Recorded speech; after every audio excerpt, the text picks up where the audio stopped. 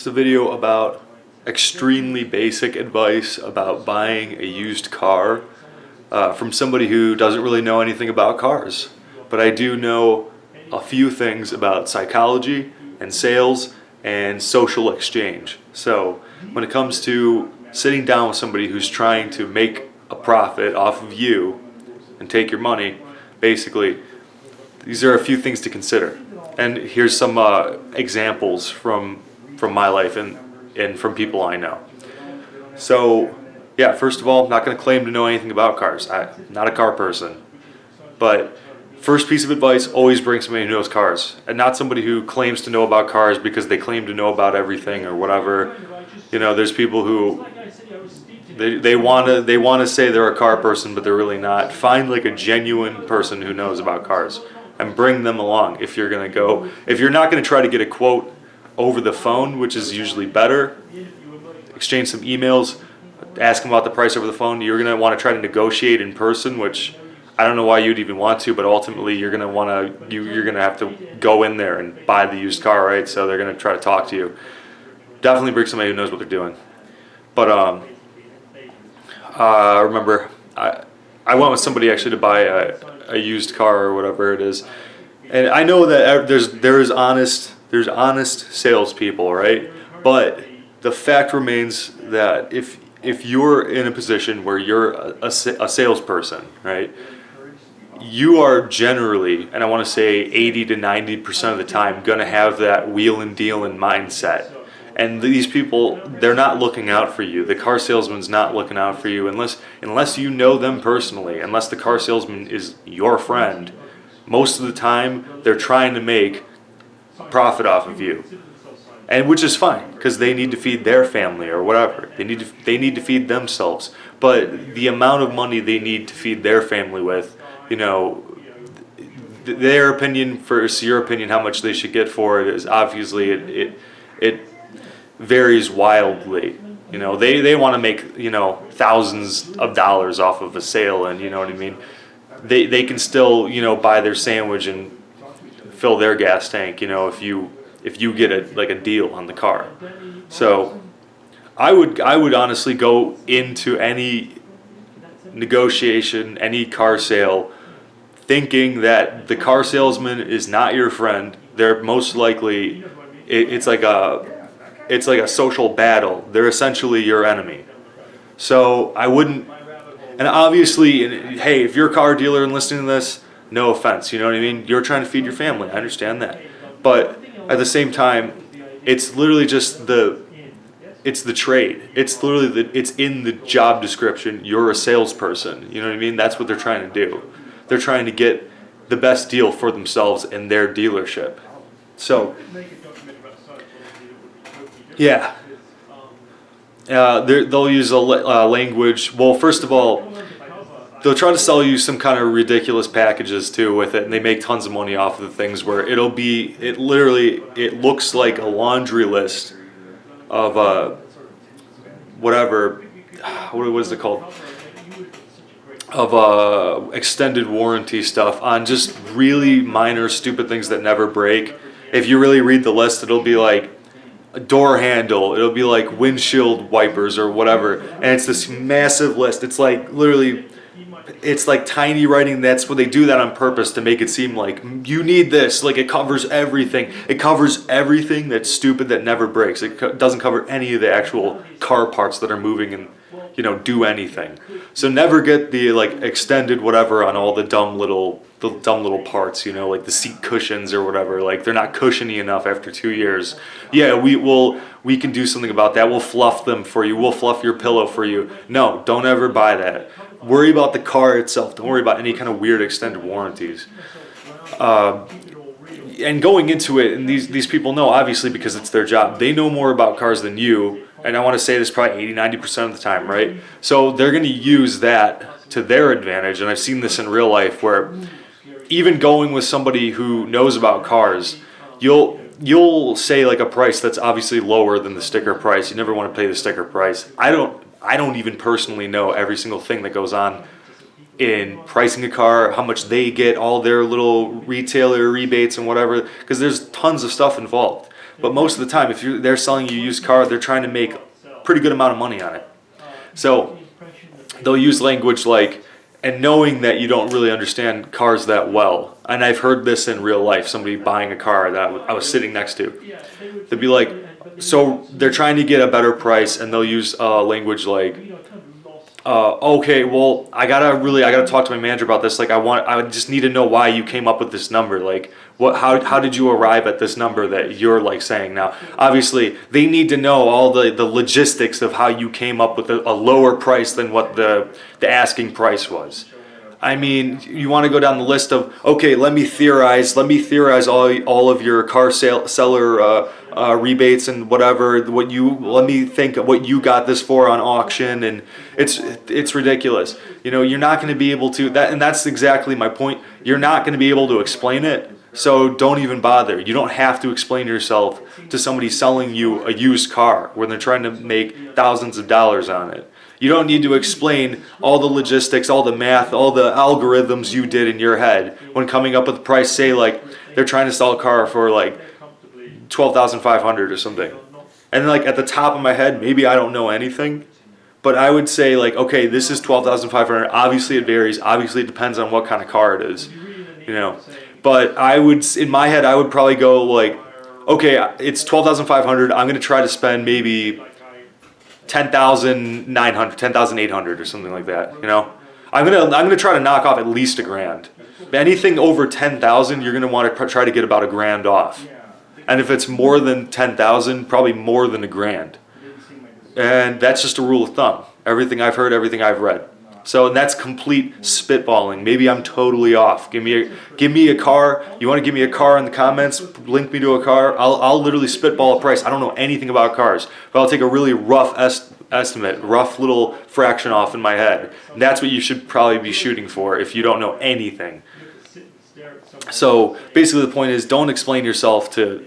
Explain yourself to the degree that you don't sound like a complete fool, but when you're buying a car, you don't need to explain all. Can you ask them to do their math to you? Ask them to write down all the prices they paid, and I doubt they're even going to be honest about it, right? And all the prices on all their costs and all their pros and cons and whatever benefits on the car. You don't need to sit down and write out a big math problem of how you got to a certain price. You're the customer. This is the main point. You're the customer paying for the car. You're the one that's going to be spending thousands of dollars on this car. They're not spending money, they're getting the money. You know what I mean? The guy sitting down with you, negotiating with you, didn't necessarily go out and buy the car out of his own pocket with his own money. It's the dealership's money. He's not taking a loss, you know? You're the one that's going to be taking a loss if you get taken advantage of. So definitely go into it thinking like, what was I talking about? The point is, it's very insulting. The point is to be asked to, I guess, because they know that they probably know more about cars than you. You're right. Most car dealers, most car salesmen know more about cars than you, most of the time. So it's a little insulting to be asked to explain yourself when you're not the one that should be explaining yourself. You're the one buying the car. You know, they're going to be making a profit off of you. See, they're the ones selling the car. They're getting the money. Why would you have to explain yourself if you don't want to pay a certain price? I wouldn't be rude to somebody. I wouldn't like spit in the car dealer's the car salesman's face. I wouldn't start swearing at him. I wouldn't sit there, you know. But you don't need to explain yourself. Are they going to explain themselves, all their costs? Are they going to be completely upfront with you with how much profit they're trying to make? Ask them how much they want to make off of you. Then let's see how. Just judge the character, right? If you're a good judge of character at all, just take a look at their face. Take a look at their face as they stammer for an answer. So don't explain yourself. Just don't when you're buying a car. There's a couple other things.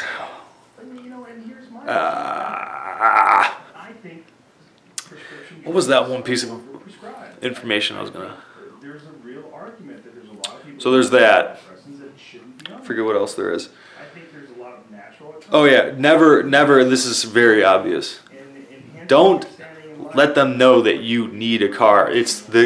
I went with somebody to buy a car before too, and I mean, I'm claiming I don't know anything about cars, but yeah, I went with somebody to buy a car, and they gave away themselves within 10 minutes of talking.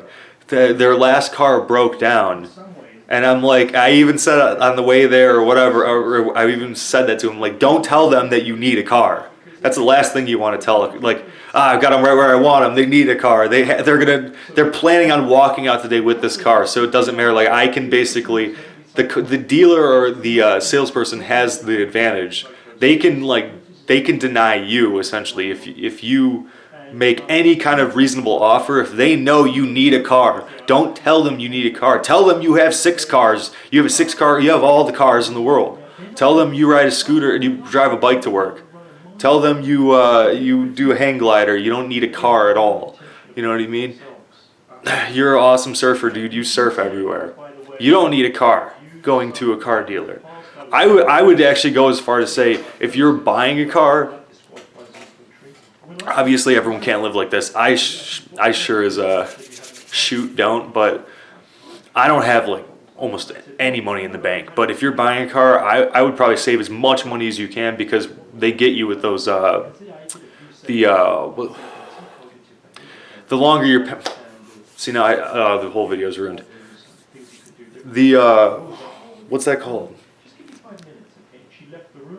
The percentage fee. I can't even think of the word now. It's like it's different. It's weird when you're talking to somebody in real life. You're talking to a camera. It's like hard to think. But try to pay off the car. Let's put it this way. Scratch all that. I sound so stupid. Pay off the car as quickly as you can in the largest payments that you can possibly do. In a perfect world, you'll have the exact money for the car. I know everyone can't save like $12,000 up just waiting in the bank to buy a car, but if you can, say you have a car, it's working perfectly, maybe start putting your money in a jar for your next car. And when you buy your next car, you have it in cash, and you can basically just name a price you want to buy the car. Not literally, obviously, because they do need to make money. But if you go in there and say their margins aren't the greatest, like, oh, we're only making like this small amount. This is usually almost like I'm selling it to a buddy cost, and you're not my buddy. But if you come in there with like almost 100% of the money, you're ready to just, like, here's some cash, I'll buy the car. You can pretty much just take a ton off the price. So I don't know what else there really is with it.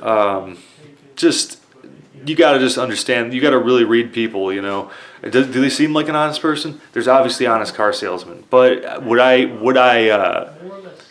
bet on it? Would I bet on it that I'm talking to somebody who is out for my best interest when it's their job to sell something to me? That's literally their job description, is to sell something with a bigger margin for themselves and the dealership. Would I assume that they're looking out for my best interest, like my family or my friends? No, I wouldn't assume that. I would assume that they are my enemy, and I'm trying to get the best price I possibly can. And by getting a good price and them making a smaller margin, it doesn't necessarily put them out on the street. They're just making not as much as they wanted to. See, and again, I'm just talking in circles at this point. You're the one paying your money. You're giving your money to them. They're not giving their money to you. They're not giving their money to anything. So it's okay if they don't make quite as much as they wanted to. So definitely just do your research. I mean, as a complete idiot when it comes to cars and buying cars, do your research. I would look online. I would talk to people people who know about cars. See what other people are buying the same car for, unless it's some kind of weird, rare model. I'm sure you can look it up online. Recently sold cars in your area. Look for how much they sold for. And frankly, I would shoot for like the lower end of that too.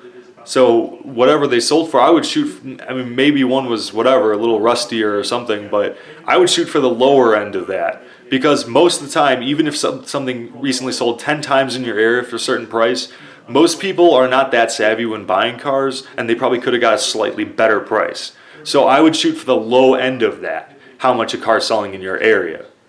And that's my idiot's car advice, where I don't know anything about cars. That's my car advice of buying cars. Don't buy a car if you need a car. That's a huge, don't tell them you need a car. And you can walk out. You can walk out of the room. You can walk out of there. Don't let them sell you any stupid extra like add-on deals. Don't do that. And make sure that when you're paying off the car, that's a small percentage, small amount of time. You want to pay it off quickly. You don't want to be paying it off over years and years and years, whatever. I don't have anything in front of me with these percentages, what's good and what's bad, but you want to pay it off as quickly as possible, basically, with the smallest percentage. So that's buying a car.